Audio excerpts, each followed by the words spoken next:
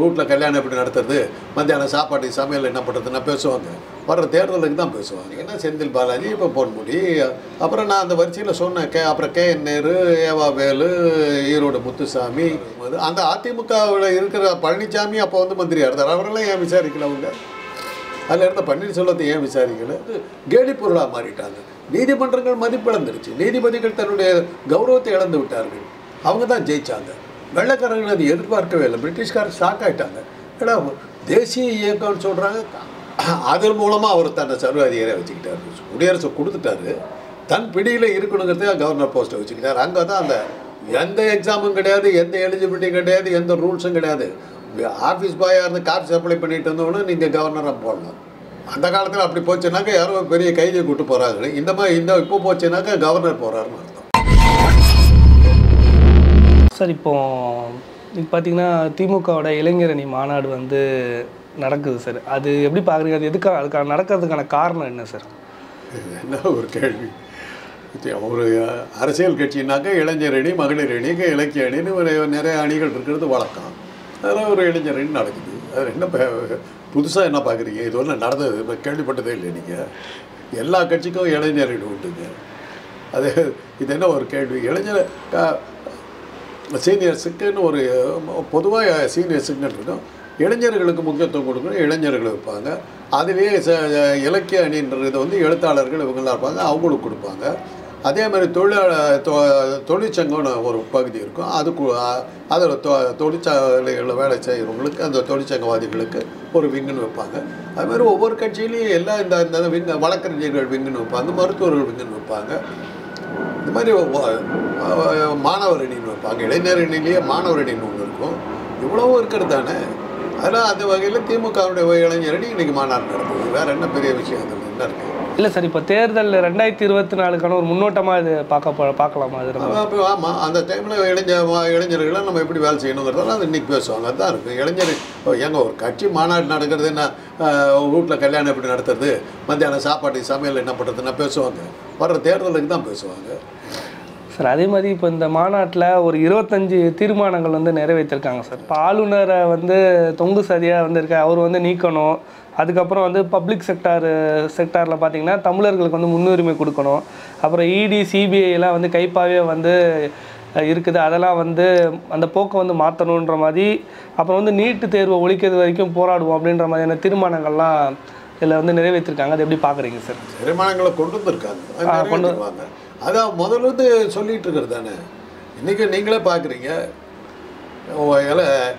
Enforcement directorate என்ன பண்ணுறது நீங்கள் பார்க்குறீங்க. ஒரே ஒரு உதாரணம் மாத்திரம் சொல்லலாம். அஜித் பவாருங்கிறவரும் எதிர்கட்சியில் இருந்தார். ஊழல் குற்றச்சாட்டு, இந்தியாவினுடைய மிகப்பெரிய ஊழல், நிதின் கட்கரி பண்ண ஊழலை விட பெரிய ஊழல்.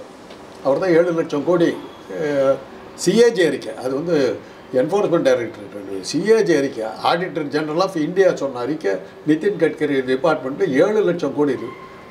அந்த ஊழலை விட பெரிதுன்னு சொல்லி அஜித் பவாருக்கு சொன்னாங்க. மறுநாள் காலை அஜித் பவார் பாஜகவில் இணைந்தார். அதுக்கு அடுத்த நாள் அஜித் பவார் துணை முதலமைச்சராக பதவியேற்றார். இதுதான் இன்றைக்கி இருக்கிற என்ஃபோர்ஸ்மெண்ட் டைரக்டரேட்டினுடைய ஸ்ட்ரெண்ட். இப்போ செந்தில் பாலாஜி கேஸில் என்ன சொன்னாங்கன்னா, கோர்ட்டில் ஒரு விஷயத்தை சொன்னாங்க. செந்தில் பாலாஜியை வந்து என்ஃபோர்ஸ்மெண்ட் டைரக்டரேட்டை சேர்ந்த அதிகாரிகள் பாஜகவில் சேர்ந்துட்டா இதில் வந்து ஒன்று விட்டுறோம் அப்படின்னு சொன்னதை வந்து ஆதாரபூர்வமாக காட்டினாங்க. அதைத்தான் சொல்கிறாங்க. என்ஃபோர்ஸ்மெண்ட் டைரக்டரேட்டுங்கிறது அமித்ஷா வச்சுருக்கிற ஒரு கூட்டம்.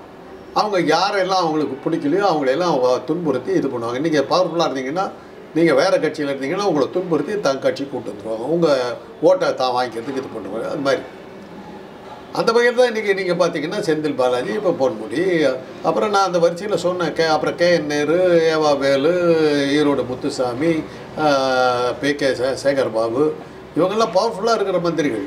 இவங்க வீட்டிலலாம் ரெய்டு வரும். இப்போ பொன்முடி வீட்டில் வந்துருச்சு. பொன்முடி தப்பிக்கிறதுக்கு ரொம்ப சுலபமான வழி இருக்குது. பாஜகவில் சேர்ந்துட்டா முடிஞ்சு போகுது. மோடி வாஷிங் போட்டு கழுவுனீங்கன்னா சுத்தம்.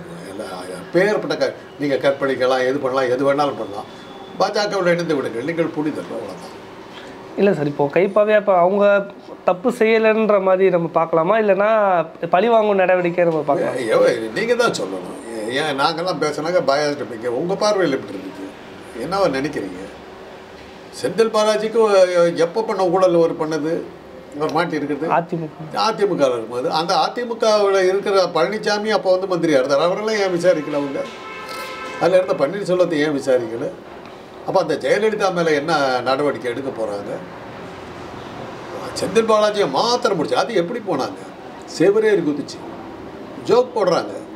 என்னங்க செவரேறி குதிச்சு வந்து திருடங்கிட்ட எல்லாத்தையும் கொடுத்துருக்கேன். திருடனாவது அமலாக்கத்துறை பிரிவினில் நினச்சிக்கிட்டு நான் கொடுத்து விட்டேன் அப்படி. இன்றைக்கி அந்த மாதிரி ஜோக் வருது. அமலாக்கத்துறை பிரிவுக்கு கைது பண்ணுற அதிகாரம் கிடையாது. சொத்துக்களை இது ஆவணங்களை கைப்பற்றிட்டு வர்ற அதிகாரம் தான் உண்டு. அடுத்தது அமலாக்கத்துறை பிரிவு கேட்டதுனால அதுக்கு டீட்டெயிலுக்கு போகிறேன் நான். அமலாக்கத்துறை பிரிவினால் எத்தனை கோடி எவ்வளோ பணம் கருப்பு பணம் கைப்பற்றப்பட்டது, அதெல்லாம் அரசாங்க கருவூலத்தில் சேர்க்கப்பட்டதா, அப்படி சேர்த்ததனால் அந்த மாதிரி வந்த வருமானத்தினால் மக்களுக்கு என்னென்ன நலத்திட்டங்கள் நடந்தது, அதனால் மக்களுடைய பொதுமக்களுடைய வாழ்க்கை எந்த அளவுக்கு உயர்ந்தது, அமலாக்கத்துறை பதில் சொல்லுமா? இது ஒரு கேள்வி. அடுத்த கேள்வி, அமலாக்கத்துறையில் இருக்கும் அதிகாரிகள் அமலாக்கத்துறைக்கு வருவதற்கு முன்னால் அவங்களுடைய சொத்து மதிப்பு என்ன, இன்றைக்கி அவங்களுடைய சொத்து மதிப்பு என்ன? இது ஒரு ரைடு அவங்க வீட்டில் நடத்தணும். தேர்ந்தெடுத்தவங்க பிறங்க என்னக்கா விட மாட்டாங்க. பல இடங்களில் நான் கேள்விப்பட்டிருக்கேன். சார் கொஞ்சம் பார்த்தீங்கன்னா அட்ஜஸ்ட் பண்ணிக்கலாம், இவங்க பேசியிருக்கிறதா சொல்கிறாங்க. இந்த மாதிரி இதெல்லாம் வரும்போது அவங்க வீட்டில் என்ன ஆனது? இப்போ பார்த்துக்க, நம்ம தமிழ்நாடு அரசு ஒரு அமலாக்கத்துறை அதிகாரி கைது பண்ணி வச்சுருக்காங்க. ஆக இன்னும் புனிதர்கள் மாதிரி அவங்கள வச்சுக்கிட்டா இவ்வளவுக்கு என்னன்னா இதை வச்சுக்கிட்டு எதிர்கட்சிகளை பயமுறுத்துறதுக்கு அவங்க பயன்படுத்துகிறாங்க என்ஃபோர்ஸ்மெண்ட் டைரக்டரேட். அது மாதிரி சில நீதிபதிகளை கையில் வச்சுக்கிட்டு இருக்காங்க. ஒரு ஆனந்த் வெங்கடேஷன் என்னமோ ஒருத்தர், அவர் அரசாங்கத்துக்கு சார்பில் தானே எல்லா இதுவுமே கொடுக்குறாரு. பொன்முடி ஊழல் செஞ்சதை பார்த்துட்டு அவருக்கு தூக்கம் வரலையா, அப்படியே விடிய அப்படியே முடிச்சுக்கிட்டு இருந்தாராம். அந்த பக்கம் நிதின் கட்கரி 7 லட்சம் கோடி வந்து ஊழல்னு சிஏஜி சொன்னபோது இவர் என்ன பண்ணாருன்னு தெரியல. இப்படியெல்லாம் வந்து ஒரு இது பண்ணிகிட்டு இருக்காங்க. ஒரு இந்த அவருக்கு அப்போ இன்றைக்கி போட்டிருக்காங்க, கவர்னர் பதவி இன்னும் காலி ஆகலிங்க, நீங்கள் கொஞ்சம் காற்றுலாம் இருக்கணும் அப்படின்ட்டாங்க அந்த ஆனந்த் வெங்கடேஷன். நீதிமன்றங்களே கேள்விக்குறி இதாகிடுச்சு. நீதிபதிகளை வந்து நம்ம முதல்ல கமெண்ட் பண்ண முடியாது தெரியுமா, அவங்க பாதுகாக்கப்பட்டவர்கள். இன்றைக்கி அது போயிடுச்சு. நீதிபதிகளை பார்த்தா கிட்ட இந்த அளவுக்கு அந்த ஜட்ஜ்மெண்ட் கொடுத்தாலும் அப்படிங்கிற அளவுக்கு கேலி பொருளாக மாறிட்டாங்க. நீதிமன்றங்கள் மதிப்பிழந்துருச்சு. நீதிபதிகள் தன்னுடைய கௌரவத்தை இழந்து விட்டார்கள். எல்லாத்துக்கும் காரணம் ஒரே கூட்டம் பாஜக இவ்வளவு டேமேஜ் பண்ணியிருக்கிறார் சார். அதே மாதிரி அதனால தான் அந்த அறிக்கையில் அவங்க கொடுத்துருக்கிறது எல்லாமே இவங்க ஒரே வரியில் முடிச்சிருக்கலாம். 25 பிரிச்சிருக்கலாம். பாஜகவை அரசியலிலிருந்து அகற்றுவோங்கிற ஒரே தீர்மானம் போட்டு தான் இது எல்லா இதுவும் முடிஞ்சு போகுது. அதான் சார், அதே மாதிரி ஆளுநர் வந்து தொங்கு சதையாக இருக்காருன்னு சொல்லி ஒரு தீர்மானம் போட்டு இல்லை, அண்ணாவே சொல்லிட்டார். ஆட்டுக்கு தாடி எதற்கு? வெள்ளைக்காரன் கொண்டு வந்தது, பிரிட்டிஷ்காரர்கள் கொண்டு வந்தாங்க. சுதந்திரம் கொடுக்குறது வெள்ளைக்காரர்கள் பிரிட்டிஷ்காரர்கள் முடிவெடுத்த உடனே ஆட்சி செய்கிறதுக்கான பயிற்சியை நம்ம கொடுக்கணுங்கிறதுக்காக ஒரு உள்நாட்டு அரசாங்கத்தை அவங்க இது பண்ணாங்க. அப்படி தான் அப்போல்லாம் தேர்தல் நடந்தது. ஜஸ்டிஸ் பார்ட்டிலாம் அப்போ என்ன எதிர்பார்த்தாங்கன்னா, காங்கிரஸ் வந்து பிரிட்டிஷ்காரர்களை எதிர்த்து நிற்கிறதுனால காங்கிரஸ் அறுதி பெரும்பான்மையோடு ஜெயிக்கும்னு நினச்சாங்க. 1920களில் நடந்த போது தேர்தலில் என்ன வேடிக்கைன்னா, தென்னாட்டில் காங்கிரஸ் ஜெயிக்கவே இல்லை. தென்னாடு பூரா ஜஸ்டிஸ் பார்ட்டி இவங்க தான் ஜெயித்தாங்க. ஜஸ்டிஸ் பார்ட்டி ஆரம்பித்தவங்க யாருன்னாக்கா, அன்றைக்கி அந்த காலத்தில் குறுநில மன்னர்களாக இருந்த பொப்பிலி ராஜா, பனகல் ராஜா, விஜயநகர் ராஜா போன்ற மன்னர்கள் ஆரம்பித்தது. இங்கே பிறகு இந்த பனகல் பார்க்காதுன்னா பனகல் ராஜா அவருடைய ராஜ்யத்துக்கு சம்மந்தப்பட்டது. அது அவங்களாம் ஆரம்பித்தது தான் ஜஸ்டிஸ் பார்ட்டி. காங்கிரஸ் எதிர்த்து நின்னாங்க. பிராமணர்களை எதிர்த்து உருவாக்கப்பட்ட கட்சி. அவங்க தான் ஜெயித்தாங்க. வெள்ளைக்காரர்கள் அது எதிர்பார்க்கவே இல்லை. பிரிட்டிஷ்காரர் ஷாக் ஆகிட்டாங்க. ஏன்னா தேசிய இயக்கம்னு சொல்கிறாங்க, காங்கிரஸ் மக்கள் மத்தியில் செல்வாக்கு இல்லாமல் அந்த பயிற்சி கொடுக்கறதுக்காக அரசாங்கத்தை அமைச்ச போது இவங்க நம்ம கை விட்டு மீறி போயிடக்கூடாது, நம்ம பிடியிலேயே இருக்கணுங்கிறதுக்காக இவங்க எல்லாத்துக்கும் மேலே ஆளுநருங்கிற கவர்னர் போஸ்ட்டை அவங்க வச்சாங்க. நீ உனக்கு சுதந்திரம் கொடுத்துட்டேன்னு நினச்சிக்காத, நீ இஷ்டம் போல் எல்லாம் செஞ்சிடும் நினச்சிக்காத, எங்களுக்கு கீழே தான் என் கவர்னருக்கு கீழே தான் நீ இருக்கணுங்கிறதுக்காக ஒரு என்னுடைய அடிமை இவருக்கு கீழே தான் நீ வேலை பார்க்கணும் அப்படிங்கிறதுக்காக உண்டாக்கின போஸ்ட்டு தான் கவர்னர் போஸ்ட்டு. அந்த சுதந்திரம் வந்த பிறகு என்ன நினச்சாங்கன்னா, கவர்னர் போஸ்ட் இருக்காதுன்னு தான் எல்லாருமே எதிர்பார்த்தாங்க. நேரு வந்து உடனே இந்தியா குடியரசாக சுதந்திரம் வந்த உடனே நேரு சொன்னது, நேரு எப்படி எதிர்பார்த்தாங்கன்னா ஒரு சர்வாதிகாரி ஆகிடுவார், அவருக்கு அன்றைக்கி இருந்த மக்கள் செல்வாக்கை பார்க்கும்போது அவர் சர்வாதிகாரி ஆகிடுவார் அப்படி தான் எல்லாருமே நினைச்சாங்க. ஏன்னா கொஞ்சம் கம்யூனிஸ்ட் மனப்பான்மை உள்ள ஒரு நேரு. அதையெல்லாம் வச்சுட்டு கம்யூனிஸ்ட் அடிப்படையில் ஒரு சர்வாதிகாரி வருவார்னு நினச்ச போது சுதந்திரம் அடைஞ்ச ஒரே மாதத்தில் அவர் என்ன டிக்ளேர் பண்ணார்னா இந்தியா குடியரசு ஆகும், ரிப்பப்ளிக்காக தான் இருக்கும் அப்படின்னாரு. நம்பவே இல்லை. 3 வருஷத்தில் 1950 வந்து இந்தியாவை குடியரசுன்னு சொல்லிட்டார். எல்லோருக்கும் வாக்குரிமைன்னார். வளர்ந்த நாடுகளில் கூட எல்லோருக்கும் வாக்குரிமை கொடுக்கல. பெண்களுக்கு வாக்குரிமை வர்றதுக்கு ஐரோப்பாவில் வர்றதுக்கு பல வருடங்கள் போராடிச்சு. அமெரிக்கா நமக்கு அப்புறம் தான் அமெரிக்காவில் பெண்களுக்கு வாக்குரிமையெல்லாம் கொடுத்தாங்க. அந்த மாதிரி தேர்ந்தெடுத்தவங்களுக்கு தான் வாக்குரிமைன்றதை இல்லாமல் 21 வயது நிரம்பிய ஆண் பெண் அனைவரும் ஓட்டு போடலான்னு கொண்டு வந்து முதல் குடியரசு. அதை தான் ஆச்சரியப்பட்டாங்க, நிஜமான குடியரசு. அப்படி வரும்போது என்ன நினச்சாங்கன்னா கவர்னர் போஸ்ட் இருக்காதுன்னு நினச்சாங்க. கவர்னர் போஸ்ட்டை வச்சார். அதன் மூலமாக அவர் தன்னை சர்வாதிகாரியாக வச்சுக்கிட்டார்.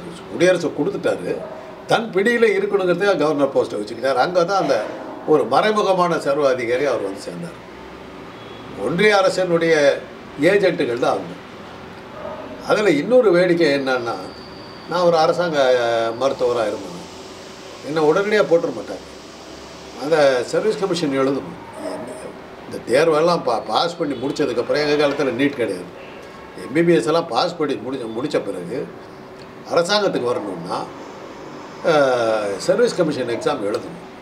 ஆனால் இங்கே நாங்கள் படித்த காலத்தில் எப்படி இருந்ததுன்னா டாக்டர்கள் ரொம்ப குறைச்சோம்.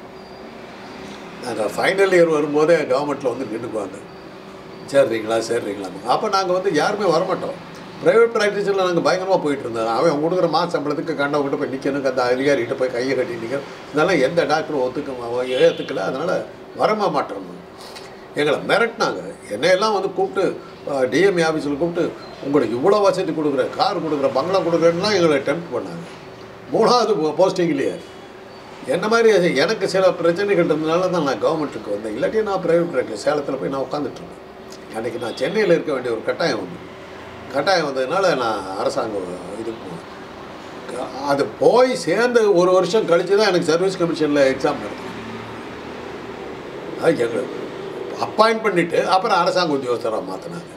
இன்றைக்கி நிலமை அப்படி இல்லை. அரசாங்க உத்தியோகத்துக்கு வரணும்னா சர்வீஸ் கமிஷன் எழுதணும், பாஸ் பண்ணால் தான் வெயிட் பண்ணி அப்புறம் அவங்க போஸ்டிங் கொடுப்பாங்க. ஒரு அட்டெண்டருக்கு கூட அந்த அந்த அரசாங்கம் சர்வீஸ் கமிஷன் எழுதி தான் உள்ளே வர முடியும். கவர்னர் போஸ்ட் அப்படி இல்லை. ஆஃபீஸ் பாயாக இருப்பார், டீ வாங்கிட்டு வந்து கொடுத்துக்கிட்டு இருப்பார். நாளைக்கு தமிழ்நாடு கவர்னராக போகிறோம் அப்படின்னா போயிடும். எந்த எக்ஸாமும் கிடையாது, எந்த எலிஜிபிலிட்டியும் கிடையாது, எந்த ரூல்ஸும் கிடையாது. ஆஃபீஸ் பாயாக இருந்து கார் சப்ளை பண்ணிட்டு இருந்தவொன்னே நீங்கள் கவர்னராக போடலாம். அப்படிப்பட்ட வர்றவங்க தான் இவங்கெல்லாம். அந்த கவர்னருக்கு தேர்ந்தெடுக்கப்பட்ட அரசாங்கம் மக்களை ஒரு இதை கேவலம் ஆனால் அரசியல் சட்டம் அவங்களுக்கு கவர்னருக்கு அதிகாரம். அரசியல் சட்டத்தை மாற்றினா தான் கவர்னர் போஸ்ட்டை எடுக்க முடியும். அதுக்கு அரசியல் சட்டத்தை மாற்றணும்னா 3/2 பங்கு உறுப்பினர்கள் ஆதரவு இருக்கணும். அது மாத்திரம் இல்லாமல் மாநில அரசுகளுடைய ஆதரவும் அவங்களுடைய ஆதரவு இருந்தால் தான் நீங்கள் அரசியல் சட்டத்தை மாற்ற முடியும். அது வந்து அவ்வளோ சுலபம் கிடையாது. ஆனால் கவர்னருடைய அதிகாரத்தை நம்ம குறைச்சிக்கிட்டே வரணும். இன்றைக்கி பார்த்திங்கன்னா பல வழக்குகளை போட்டு இன்றைக்கி ரவியனுடைய தமிழ்நாடு கவர்னர் பஞ்சாப் கவர்னர் மேலே பல இதாக போட்டாங்க. நீ யார் அப்படின்னு கேட்டாங்க. இன்றைக்கி நீதிமன்றங்கள் கவர்னருடைய அதிகாரங்களை பெருமளவு குறைச்சிருச்சு. எந்த ஒரு விஷயமா இருந்தாலும் நீ மாநில முதல்வரை நீ வந்து கலந்து பேசி ஆகணும்னு ஒரு உத்தரவு போட்டாங்க. அதனுடைய விளைவு தான் இன்றைக்கி வந்து ரவி நம்ம ஒரு கவர்னராக இருக்கிற ஆசாமி ஸ்டாலினை கூப்பிட்டு பேசுகிற மாதிரி இருக்குது. அதிலெல்லாம் இப்போ வந்து இந்த ஃபைலெல்லாம் நிறுத்த முடியாத ஒரு கட்டாயத்துக்கு போயிட்டதுனால தான் அவர் வந்து திருவள்ளூருக்கு பெயிண்ட் அடிக்கணும், இந்த மாதிரி வேலைக்கெல்லாம் போய் கவர்னர் செய்கிற வேலையாது. நீங்கள் ஒன்று பாருங்கள், இந்த ரவின்னு ஒரு கவர்னர் இருக்கார். ஏதாவது பொது நிகழ்ச்சிக்கு அவரை கூப்பிடுறாங்களா பார்த்துருக்கீங்களா? அந்த காலத்தில் இருந்த கவர்னர்கள்லாம் கல்லூரியில் ஒரு ஃபங்க்ஷனாக கூப்பிடுவாங்க, ஒரு பெரிய ஒரு பொது நிகழ்ச்சிகளை எல்லாம் கவர்னரை கூப்பிட்டு இது பண்ணுவாங்க, கவர்னரே வராருமாங்க. இன்றைக்கி இருக்கிற கவர்னர்களும் மக்கள் சீர்ந்தது கூட கிடையாது. அவங்கள எப்படி நமக்கு தெரியுதுன்னா, முன்னாடியே ஒரு 4-5 போலீஸு வேனெல்லாம் போச்சுன்னாக்கா, அந்த காலத்தில் அப்படி போச்சுன்னாக்கா யாரோ பெரிய கைதியை கூப்பிட்டு போகிறாங்க. இந்த இப்போ போச்சுன்னாக்கா கவர்னர் போகிறாருன்னு அர்த்தம். அதுதான் இன்றைக்கி இருக்கிறது. அது வந்து இது பல அதே மாதிரி தான் நீட்டுக்கெல்லாம் பல அரசியல் சிக்கல்கள் இருக்குது, அதை உடனே எடுக்க முடியாது.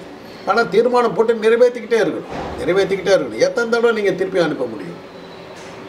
அதாவது தீர்மானங்களை போட்டு நிறைவேற்றிக்கிட்டே இருக்கணும். 3 தடவைக்கு மேலே எந்த தீர்மானத்தையும் நீங்கள் திருப்பி அனுப்ப முடியாது. இந்த ரூலை எல்லாம் வச்சுக்கிட்டு நம்ம செய்ய முடியும். ஆக நான் இப்போ திருப்பி என்ன சொல்கிறேன்னா, ஒரே வரியில் இத்தனை தீர்மானங்களை முடிச்சிருக்கலாம். அதே தான் பாஜகவை நீக்க வேண்டும் சொன்னால் இந்த 25 தீர்மானங்கள் நிறைவேறுது, அவ்வளோதான்.